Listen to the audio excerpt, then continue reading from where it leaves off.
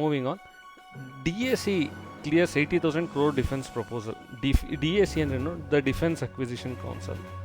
ಈಗ ನೀವು ನಾನು ಮುಂಚಿನ ವೀಡಿಯೋಗಳಲ್ಲೂ ಹೇಳಿದ್ದೆ, ಈಗ ಸ್ವಲ್ಪ ಡಿಫೆನ್ಸ್ದು ನಮ್ಮ ಇಂಡಿಯಾದಲ್ಲಿ ಇನ್ನೂ ತುಂಬಾ ಗ್ರೋತ್ಗೆ ಚಾನ್ಸಸ್ ಇದೆ ಅಂತ.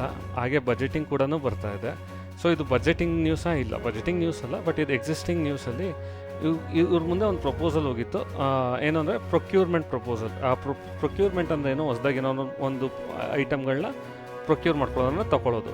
ಸೊ ಅದಕ್ಕೆ 79,000 ಕೋಟಿ, 80,000 ಕೋಟಿಯಷ್ಟು ದುಡ್ಡನ್ನ ಈ DAC ಅವರು ಅಪ್ರೂವ್ ಮಾಡಿದ್ದಾರೆ.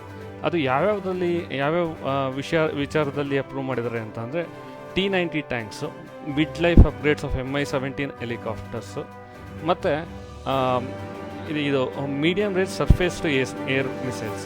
ಇದೆಲ್ಲ ನೋಡಿದ್ರೆ ಯಾವ್ಯಾವ ಕಂಪನಿಗಳಿಗೆ ಫೋಕಸಲ್ಲಿ ಇಡ್ಬೋದು ಅಂತಂದರೆ, ಮೊದಲನೇದಾಗಿ HAL ಹೇಳ್ತೀನಿ, BEL ಹೇಳ್ತೀನಿ, GRSC ಹೇಳ್ತೀನಿ, ದೆನ್ BDL ಹೇಳ್ತೀನಿ, ಯಾಕಂದರೆ ಭಾರತ್ ಡೈನಾಮಿಕ್ಸು, ಮತ್ತು GRSC ಆಲ್ರೆಡಿ ಹೇಳಿದ್ದೀನಿ ಅಂದ್ಕೊಂಡು ಕೊಚ್ಚಿನ್ ಶಿಪ್